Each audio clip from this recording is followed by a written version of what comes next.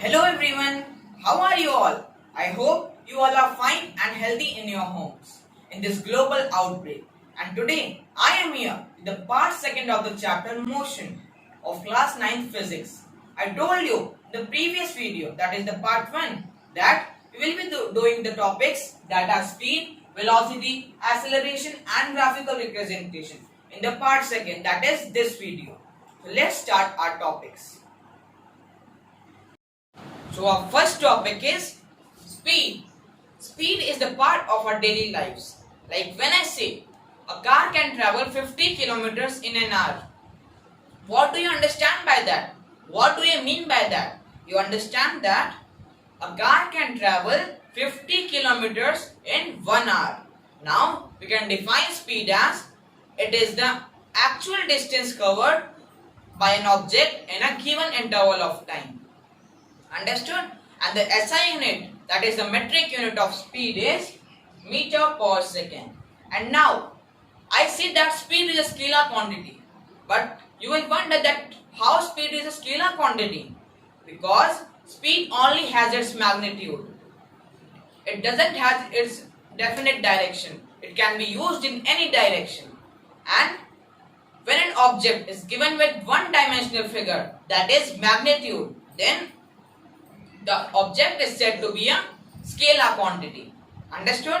In most cases, an object is in non-uniform motion, and to find the speed, we can express this term into average speed. And the formula for average speed is total distance by total time taken.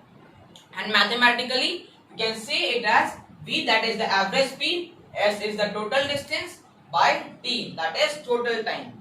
So, for a better understanding, let's take an example here.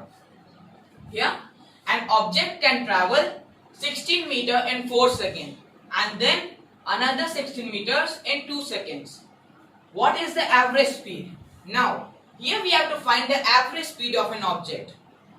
So, first we will write the formula which we have done right now only.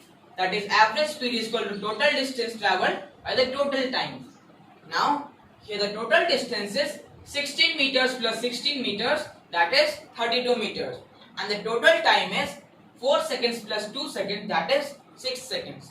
Now we will apply these two values in this formula. So it will be 32 meters by 6 seconds is equal to average speed. Now I have written the answer directly here. You can solve it and check it. Now here the average speed, that is V, is 5.33 meter per second. Hence, the average speed is 5.33 meter per second. Understood? So let's move to a further topic. Now, I told you that speed is to be used in a definite direction. Now, when an object, that is the speed or the magnitude, is given with a definite direction, then a new term is formed, that is velocity. Now, and we can define velocity as it is the speed of an object moving in a definite direction. And the SI unit of both speed and velocity is meter per second. And now velocity is a vector quantity. But how? Because velocity is given with magnitude and direction, and these both combine to make a vector quantity. That's why velocity is a vector quantity. Now, we can express its magnitude of the rate of motion of an object with the formula of average velocity. The formula for average velocity is V, that is average velocity, is equal to U, that is initial velocity, plus V, that is final velocity, by 2. Now when in a question there the initial velocity and the final velocity are not given, you can use the formula, that is V, that is average velocity, is equal to displacement by time. Now let's take an example here. Let's take this example. Usha swims in a 90 meter long pool. She covers 180 meter in 1 minute. Then find the average velocity. Now first we will write the formula for average velocity here. The formula is displacement by time, because here the initial velocity and the final velocity are not given. Here we can find the displacement easily. So here the displacement will be 0, because the starting point or the initial point and the final point become the same point. That's why the displacement will always be 0. And now 60 seconds. How can I write 60 seconds here? It is 1 minute, as the SI unit for velocity is meter per second. It's not meter per minute. That's why we will convert this 1 minute in 60 seconds. And the answer will be 0 meter per second.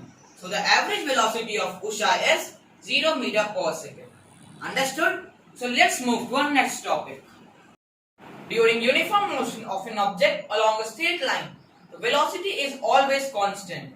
In this case, the velocity at any point is always 0. On the other hand, at non-uniform motion, the velocity varies with time. That's why in this case, the velocity at any point will not be 0. Now, can you express the rate of change of velocity of an object? Yes, to answer such a question, we need to introduce one more quantity, that is acceleration. So we can define acceleration as it is a measure of the change of velocity with respect to time. So the SI unit of acceleration is meter per second square, and the formula to find the acceleration is acceleration is equal to change in velocity by time taken, and mathematically we can write it as A, that is acceleration, is equal to V, that is the final value, minus U, that is initial value, by T. So it will be A is equal to V minus U by T. Understood? So this kind of motion is known as accelerated motion. For your better understanding, let's take an example here. Rahul pedals his bicycle to attain a velocity of 6 meters per second in 30 seconds. Now, he applied brake and velocity decreases to 4 meters per second in next 5 seconds. Calculate the acceleration in the second case. So, first we will write the formula here, that is A is equal to V minus U by T, and we will find the initial velocity, that is U is equal to 6 meters by S, and the final velocity, that is V is equal to 4 meters per second. Now time, that is T, is equal to 5 seconds. Now we will apply this value in this formula, and it will be 4 meters per second minus 6 meters per second by 5 seconds. That will be minus 0.4 meters per second square. Hence the acceleration in the second case is minus 0.4 meters per second square. Understood? So let's move to our next topic. So our next topic is graphical representation. In this topic we will be learning these two graphs, that are distance time graph and velocity time graph. And in this two both we will be learning uniform and non-uniform motion. So let's start. So our first topic is graphical representation. In this, our first term is distance time graph. I have made these two graphs here, uniform graph and non-uniform graph. Let us study these both graphs one by one. So our first graph is uniform graph.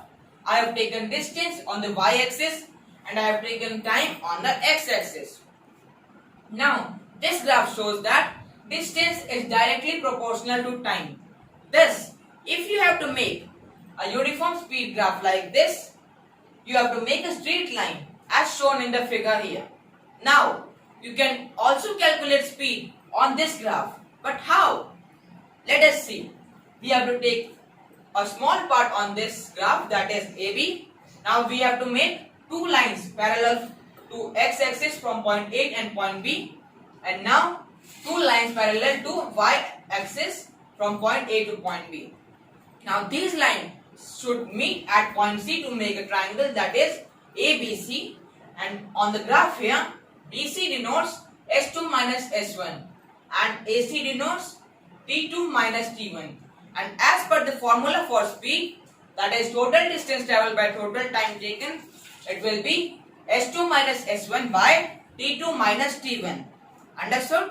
So let's move to our next graph, that is non-uniform graph. Notice here that it is just the opposite of this graph. It is showing non-linear variation. That's why it is a non-uniform speed graph. Understood? So let's move to our next term. So our next term is velocity time graphs. I have made these two graphs here, that are uniform graph and non-uniform graph. Let us study these both graphs one by one. So our first graph is uniform graph. So here I have taken velocity on the y-axis and time on the x-axis here. Now if you have to make a uniform graph, then you need a straight line parallel to x-axis here, as shown in the figure. Now if you have to find the distance from T1 to T2 here, you can find it. Let us see how can we find it. Here, first you have to take point AB on this graph and have to make two corresponding lines from T1 to T2 parallel to y-axis. Now here the velocity is 40 km per hour denoted by AC or BD, and the time, that is T2 minus T1, is denoted by AB here. So as per the formula for distance, we can write it as 40 into T2 minus T1 whole bracket close. Understood? So let's move to our next graph, that is non-uniform graph. Here also I have taken velocity on the y-axis and time on the x-axis. Now notice that it is opposite to this graph. Here the velocity is decreasing with time. Time is increasing and velocity is decreasing. That's why it is a non-uniform graph. Understood? So our chapter for this video, that is motion, is finished now. Please like, share and subscribe my channel and stay tuned for more chapter videos. Thank you and have a wonderful day ahead.